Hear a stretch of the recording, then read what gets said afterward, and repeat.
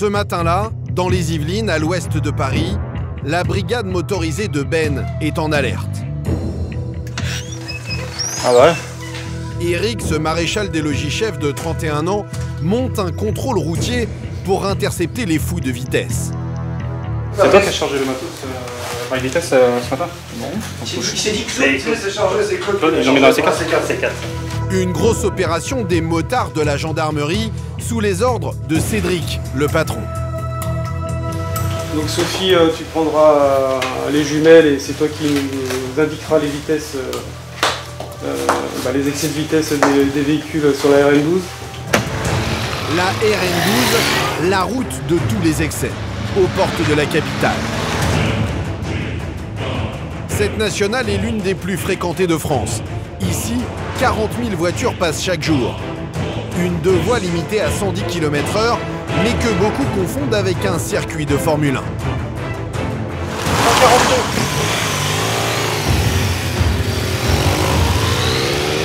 Il est 10 h et grâce à leur moto qui monte à 220 km/h, Cédric et ses hommes rattrapent les premiers contrevenants.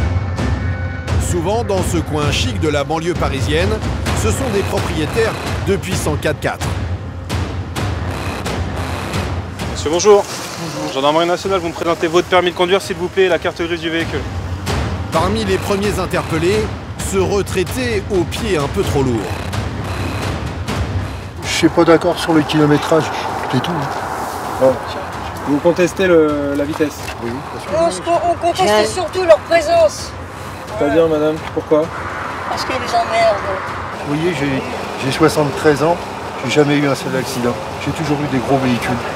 J'ai jamais eu d'accident. D'accord? Le genre de discours qui agace Eric. Il connaît mieux que personne ces voies rapides de l'ouest parisien. Les gens ne comprennent pas que la vitesse représente aussi un danger et que si on laisse faire tout le monde, il y aura plus d'accidents et il y aura plus de morts et qu'on ne peut pas laisser faire comme ça. Mais ce matin, il y a beaucoup plus grave. Eric interrompt une dangereuse course-poursuite en plein trafic. Cette berline allemande vient de battre tous les records. Monsieur, bonjour. Gendarmerie nationale. Ça me fait suivre, on a paniqué. Il y a une voiture, un taxi qui nous suivait, qui nous collait, on a cru que c'était une agression. Vous me présentez votre permis de conduire, s'il vous plaît, la carte grise du véhicule. Le jeune homme l'affirme, s'il a poussé son bolide bien au-delà des 110 km/h autorisés, c'est pour échapper à un taxi qui le poursuivait. Ok, donc vous avez été flashé à la vitesse de 214 km/h pour 110 autorisés. Ouais, mais il nous collait, je sais pas si le collègue peut le dire. Il nous collait. Je sais pas si vous collez. coulez. J'ai ma femme et sa petite soeur dans la voiture, on a paniqué, on s'est dit que comme c'est une belle voiture, on allait se faire. Vous êtes souvent poursuivi par les taxis, vous? Bah non, c'est bien la première fois, c'est pour ça que c'était un peu louche. Mais de son côté, le fameux taxi intercepté lui aussi présente une toute autre version de l'histoire. Bah, je roulais tranquillement, lui et un collègue à lui avec une Golf qui sont passés, les deux m'ont limite éjecté sur le bas-côté. L'autre m'a fait signe pour s'excuser, mais lui non, a continué. Coup de frein, coup de frein, coup de frein. Alors je pensais qu'elle allait sortir là, je l'ai suivi jusque là. Donc ouais, pour l'attraper là. Ah, vous vouliez vous expliquer? Ah ouais, j'aurais mis le main dans la gueule, clairement. D'accord. Je suis fautif, c'est moi le con, j'aurais pas dû réagir, je suis conscient. Mais sur le coup, il m'a vraiment mis les nerfs, vraiment. Une course-poursuite à plus de 200 km/h, un délit très grave. Pourtant, le taxi ne va pas perdre son permis. Dans le sillage de la berline, il n'a pas été flashé. La vitesse n'a pas été enregistrée pour ce véhicule-là. Ça a été enregistré pour le premier véhicule. Donc on ne peut pas déterminer exactement la vitesse à laquelle circulait le deuxième véhicule. Le taxi s'en sort avec une amende de 90 € et 3 points en moins pour non-respect des distances de sécurité. En revanche, pour le conducteur du bolide, les choses se gâtent. Vous allez faire l'objet d'une rétention de permis de conduire? Ouais. D'accord, donc vous allez plus pouvoir repartir au volant du véhicule? Ouais, bah ma femme a son D'accord. permis. C'est votre femme qui prendra le véhicule. Plus de permis, et encore, la sanction aurait pu être bien plus lourde. Seulement le chauffard conduit une voiture qui ne lui appartient pas. Et j'ai eu le magistrat, pour l'instant, comme c'est un véhicule de location, le véhicule va pas être immobilisé, ni mis en fourrière. Ça aurait été le vôtre, vous pouvez lui dire au revoir. Ici, à 30 minutes de la capitale, les chauffards de la Nationale 12 sont l'une des priorités des gendarmes des Yvelines. Mais pas la seule. Dans ce département, ils sont confrontés à des interventions de plus en plus mouvementées. Rambouillet et ses 25 000 habitants. Une commune bourgeoise de la banlieue parisienne. Des forêts à perte de vue, des villes chargées d'histoire et des pavillons chics, alors difficile d'imaginer l'envers du décor. Là, je te faire mal, mais calme-toi. Entre violence... Ma terreur, c'est qu'ils se lèvent la nuit et puis ça, je comprends. qu'ils viennent nous foutre un mauvais coup, quoi.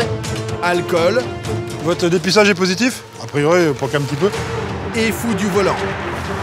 Vous avez été contrôlé en excès de vitesse.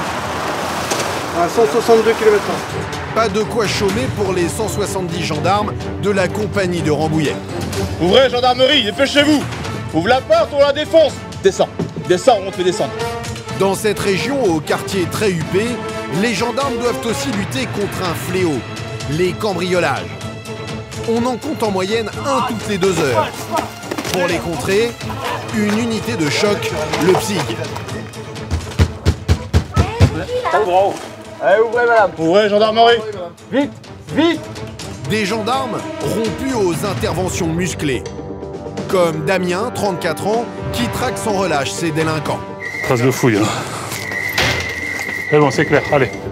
À la brigade motorisée de Ben, vous ferez la connaissance de Christophe, ce maréchal des logis-chefs de 48 ans. Il fait la chasse aux automobilistes qui conduisent sous l'emprise de l'alcool. 0,60. C'est un délit, là. Donc, il y a récidive. Face à lui, des chauffards prêts à tout pour éviter de perdre leur permis. Je pourrais pas faire jouer un vice de procédure ou un truc comme ça. Je sais que là, j'abuse dans ce que je vous demande, mais c'est pas possible de faire de... Non.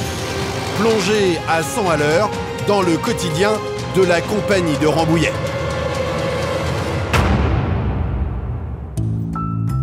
Avec plus de 4000 cambriolages par an, les Yvelines sont l'un des 5 départements les plus touchés de France. Des vols à répétition qui sont devenus la bête noire des gendarmes de Rambouillet. À la brigade, ce sont les hommes du PSIG, le peloton de surveillance et d'intervention, qui sont en première ligne sur les missions à risque. Et ce soir-là, l'équipe est à peine montée en voiture qu'un appel tombe au 17. Des habitants seraient victimes d'une tentative de cambriolage. Ouais, PSIG Rambouillet sur écoute. Il y a un monsieur qui a vu quelqu'un qui le regardait par la fenêtre de sa cubille. Ouais, le PSIG Rambouillet, c'est bien reçu, on s'y transporte. Pour le PSIG, pas de temps à perdre. En moyenne, un cambriolage ne dure pas plus de 2 minutes. Vous êtes là? Ouais. Dans la pénombre, pas facile de trouver l'habitation. Mais très vite, un indice les oriente. Une alarme dans la nuit. Le PSIG débarque dans ce pavillon. Bonsoir. On a quelqu'un qui est venu nous regarder pendant qu'on était en train de regarder la télé, mon compagnon. D'accord. Il y a eu un cambriolage en mars et là, il n'y a pas très longtemps, pendant qu'on dormait. Et comme on est un peu inquiet, on vous appelle. D'accord, très bien. Vous avez constaté des dégradations ou autres? Non. Ce couple aurait aperçu un homme dans leur jardin, les regardant par cette fenêtre. Et là, vous l'avez vu ici? Oui. D'accord. Et il était cagoulé? Il était... Un visage un peu sale, dessiné plus dessus. Alors regarde pas les yeux. Donc, les cheveux ondulés. Châtain, brun, blond. Plutôt brun. Plutôt brun. D'accord. Ce portrait du cambrioleur dessiné à la va-vite n'est pas d'un grand secours pour Martin, le chef du peloton. Après 17 ans de service, le gendarme connaît bien les techniques des cambrioleurs. Il s'empresse d'aller vérifier le véhicule garé devant la maison, une berline allemande. S'il y a des traces d'effraction sur le véhicule ou autre. Parce que ils aiment bien ce type de véhicule. Un bon réflexe, cette voiture a déjà été volée plusieurs fois. Ah, il avait déjà pris celle-là? 2 fois. C'est celle-ci qu'ils nous avaient déjà prise? 2 fois. D'accord. Ah ouais, 2 fois. Et elle était retrouvée où? Un tracker dessus, donc... Ouais, et elle allait où à chaque fois? Une fois à Oudan. Hein? Et une fois à Dreux. À Dreux? Oui. D'accord. Martin et son équipe fouillent le jardin de fond en comble. Les cambrioleurs pourraient encore s'y cacher. Ils relèvent les moindres détails suspects. C'était ici, ça? L'échelle? Oui. Ça où? Ouais.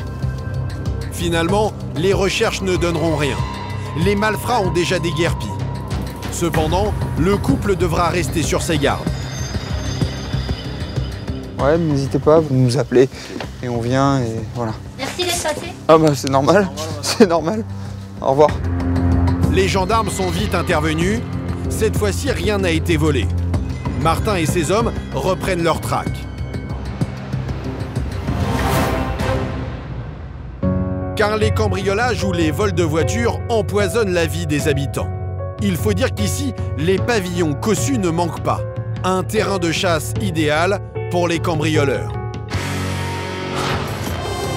Résultat, les interventions s'enchaînent pour les gendarmes. Dès le lendemain, pour cette autre patrouille, c'est reparti. Là aussi, une alarme vient de retentir.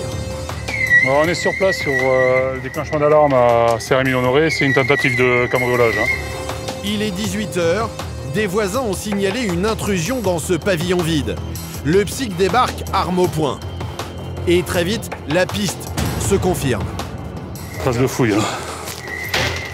C'est bon, c'est clair, allez. C'est bon, allez, on y va. Mais trop tard, les voleurs sont déjà partis. Allez. Des malfaiteurs qui peuvent visiter plusieurs maisons en quelques heures. Un peu plus loin, c'est un autre pavillon qui a été dévalisé la veille au soir. Les cambrioleurs sont passés par l'arrière en fracturant cette baie vitrée. La vidéosurveillance du voisinage a même capté leur arrivée.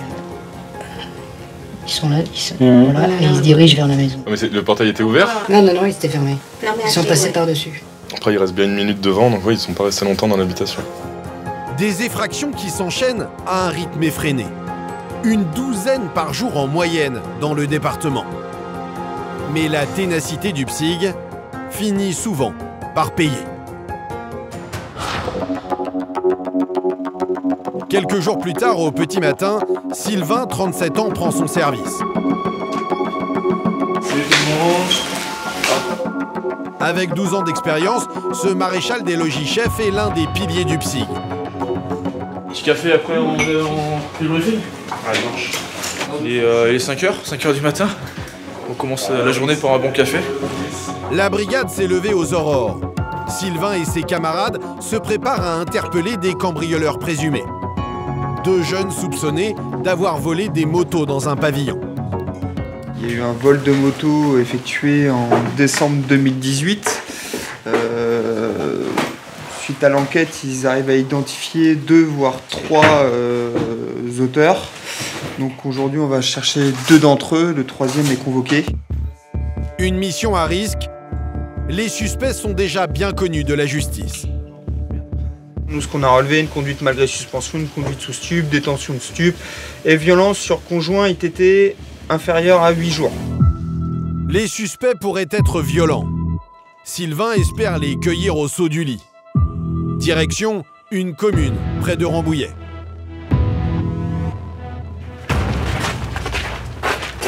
Il est 6h du matin.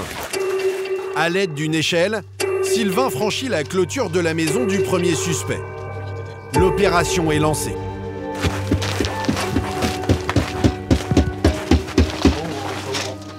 Monsieur, reculez. Est-ce que votre fils est là, s'il vous plaît? Votre fils. Vous êtes sûr? Sa chambre est où? Juste en face. Ok, on monte, prenez en bas, les gars. On y va. On y va. Le père affirme que son fils n'est pas là. Mais les gendarmes se méfient. Armes au poing, ils inspectent chaque recoin de l'habitation. Ici, c'est clair. Personne à l'étage, ou presque. Le père.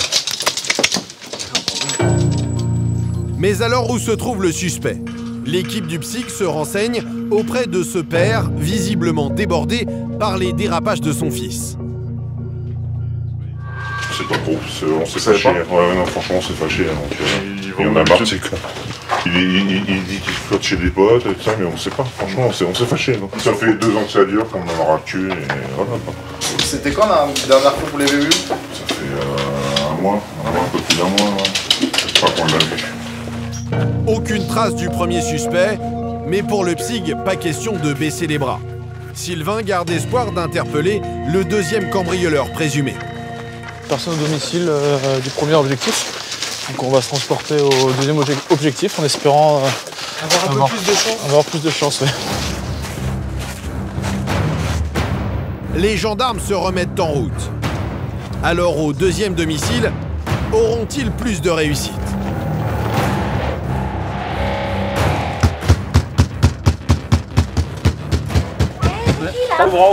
Allez, ouvrez, madame. Ouvrez, gendarmerie. Vite, vite. C'est la mère du suspect qui finit par leur ouvrir. Bonjour madame, ouvrez s'il vous plaît, ouvrez. Votre fils, il est où? Dans sa chambre. Ok, ouvrez sa chambre, Vite, rapidement. Qu'est-ce que vous dites? Ouvrez sa chambre, Là-haut? Laquelle? Il est sur la première à droite. Ok.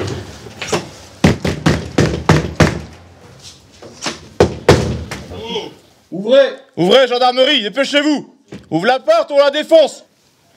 Ouvre la porte, s'il te plaît. T'as où? Ouvre la porte, descends tout de suite, descends, on te fait descendre. Rapidement. Le jeune homme de 20 ans, surpris en plein sommeil, n'oppose aucune résistance. Ok, individu menotté. Une fois rhabillé, il est emmené à la brigade sous les yeux de sa mère, abasourdie. Qu'est-ce que t'as fait? Je sais pas. Ouais, non, si tu sais, t'as dû faire quelque chose, qu'est-ce que t'as fait? Oui, madame. Je viens parce que vous êtes placé en garde à vue pour une durée de 24 heures, en renouvelable 24 heures, pour des faits de cambriolage. Menotté et arrêté, le suspect nie les faits.